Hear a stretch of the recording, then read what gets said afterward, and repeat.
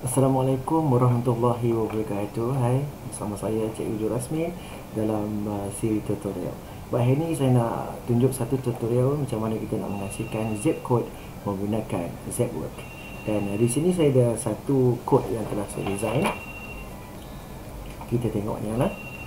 Kita cuba scan dengan aplikasi Zepa yang kita boleh download di Google App Store dan juga Play Store. Okey, baik. Saya dah scan. Ini menu-menunya.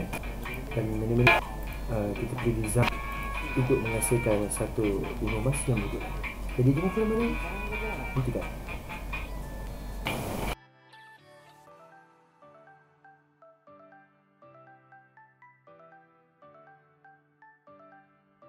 Baik. Kita perlu buka laman web ZWork untuk nak design Z code ni. Dan di sini saya bagi yang belum ada account, kita perlu sign up dahulu. Dan bagi yang ada account, kita hanya sign in sajalah.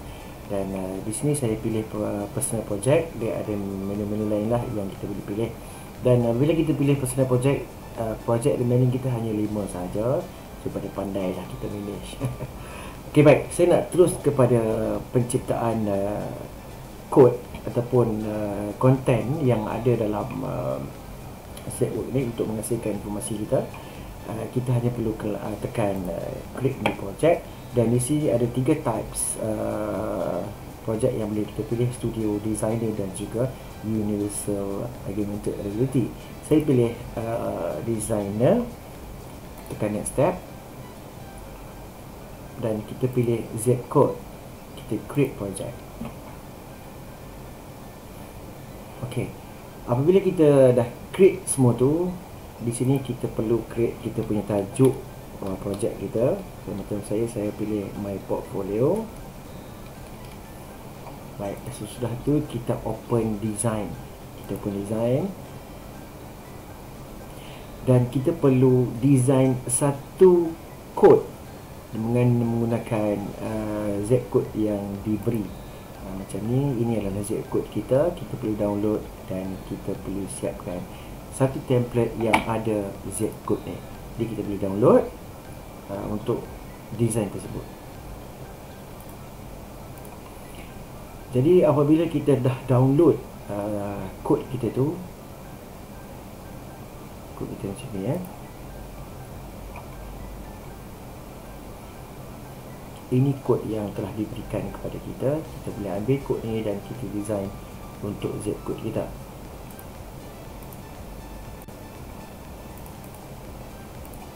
So apabila kita dah design kita punya Z code, kita boleh upload tracking image yang ada pada Z code kita tu. Macam saya design di sini. Ni kod yang telah kita taruh tadi. Kita open dan juga kita biarkan dia analisa kita punya kod.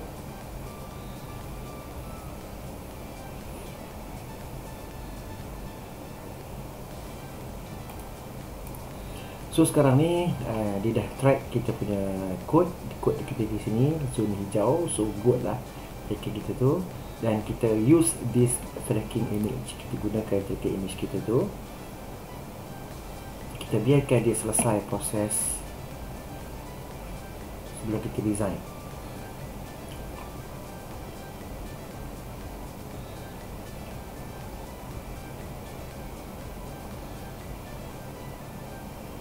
Okey, tuan-tuan, di sini ada beberapa button ataupun beberapa menu yang kita boleh gunakan untuk kita design kita punya interface, image, photo album, video, sound, text, button, contact, calendar dan sebagainya.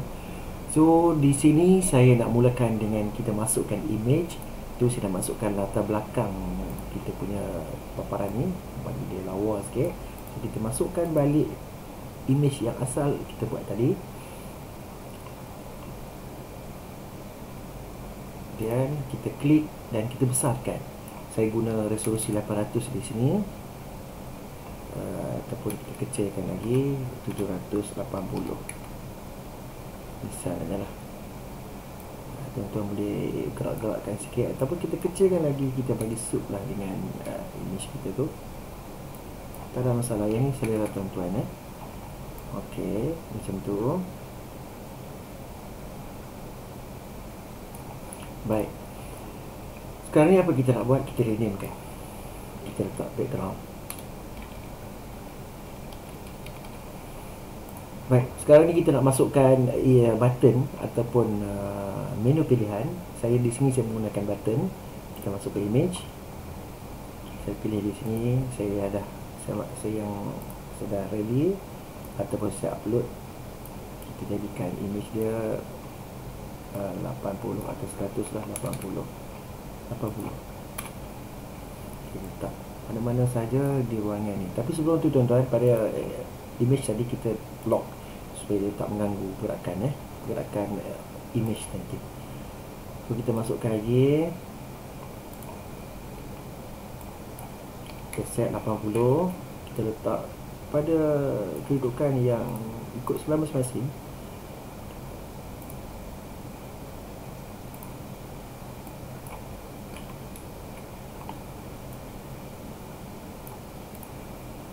Satu lagi button.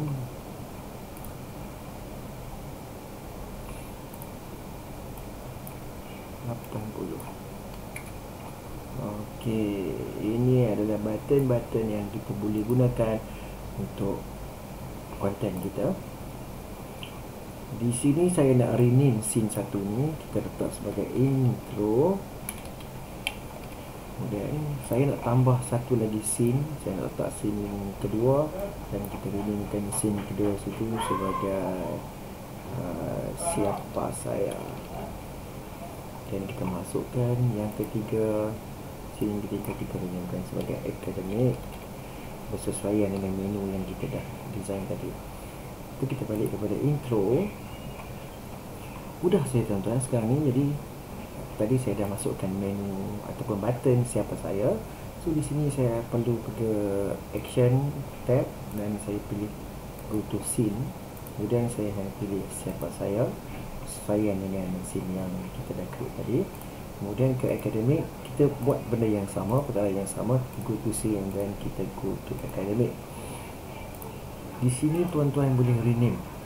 Kalau tuan-tuan nak rename, tuan-tuan pergi ke properties, rename image ni jadi siapa. Yang tadi kita letak menu supaya senang nanti tuan-tuan nak cari ya. Sini academic. Dan di sini sekali YouTube. Senang kita nak cari nanti. Baik. Sekarang ni macam mana kita nak link? Tadi saya tulis sikit siapa saya, kita pergi ke action button dan kita pergi ke go to scene academic, super juga. Okey, kita dah set go to scene dan juga kita ambil scene academic. Di sini dah okey. Kita masuk scene siapa saya, kita upload image yang sama ataupun apa-apa image ikut selesa tuan-tuan lah, ikut selera tuan-tuan, tak ada masalah. Dan untuk scene yang ketiga pun sama juga, kita masukkan image supaya dia lebih menarik.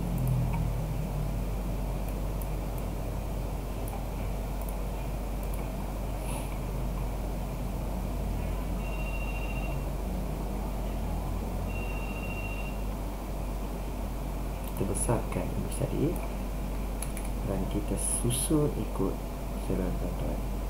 Baik, kita balik ke scene intro. Sekarang ni setiap sini kita dah ada backgroundnya dan kita tambah konten siapa saya ni. Kita jawablah, kita lock dulu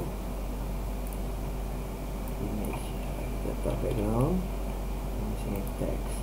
Text ni tuan-tuan drag mana tuan-tuan nak dan kita letak apa yang kita nak letak situ. Macam saya letak nama, menjawab persoalan siapa saya. Bisa tuan-tuan boleh sesuaikan latar belakang ni dengan warna supaya teks tu lebih timbul. Dan di akademik ini tuan-tuan boleh letak lagi sama juga, tapi sebelum tu tuan-tuan lock dulu. Baik, kita tukar tulisan ni. Kita letaklah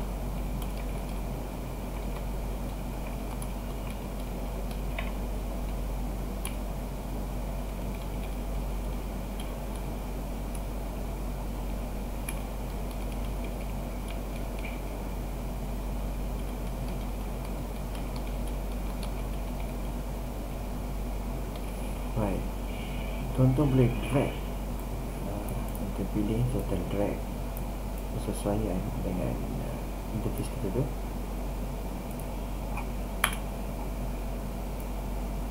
Baik, di sini kita perlukan satu lagi button supaya nanti bila kita link ke sini dia akan bawa kita balik ke page utama. So kita masukkan button yang bersesuaian.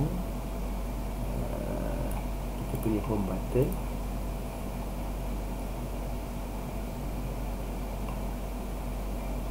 Baik, kita set juga kepada 80 sesuai dengan page tersebut, dan kita letaklah di mana yang tuan-tuan suka.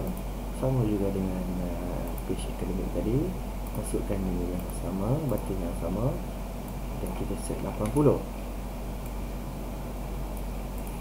Baik, kemudian dari page ni, dari page scene akademik ni, kita nak balik ke scene intro. Apa yang perlu kita buat ialah kita pergi ke tab action, dan kita go to scene, dan kita go to intro. Saya pun macam tu, kita pilih, ambil action tab, kita go to scene, dan kita go to intro. Semudah ABC, tuan-tuan. Baik, jadi dah agak benda macam ni dah siap, dah simple macam ni dah siap. Line-line konten tu kita boleh create based pada kehendak tuan-tuan. So di sini saya nak buat demonstrasi macam mana kita nak scan kod tersebut. Sama macam mana saya tunjuk tadi, kita perlu scan menggunakan Zepar. So bila kita scan nanti dia akan naik di screen page tersebut, dan kita perlu tekan Zepar, dan kita scan.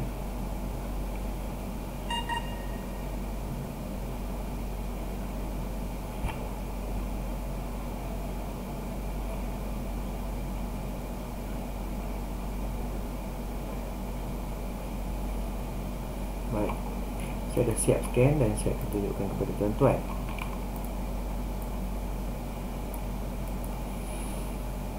Ini page yang kita dah bangunkan. Menarik kan? Okey, jadi tuan-tuan boleh test setiap button yang kita dah create. Okey, berfungsi, dan button ni pun berfungsi. Button ni pun berfungsi. Itu saja tuan-tuan. Mudah bukan?